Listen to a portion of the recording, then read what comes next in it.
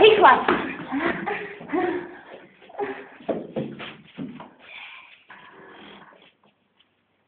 Rozsvícený světlo? Blbost. Skříň otevřená, dobře. Tak pojď, nic tady není. Jak vyprávěla ti to taky máma? Jo, to o té nevěstě, jak prej tady někdo zabil. Ty dveře se zavírají. Ne! Zase rozsvícený světlo? Ach jo. Je to všechno v pohodě, asi bude jenom něco za dveřma. Lucka tady není. Co v tom je?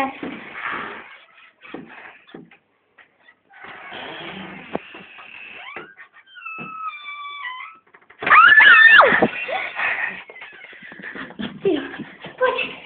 Zapomněla jsem si to věci. Nevadí, rychle utíkej.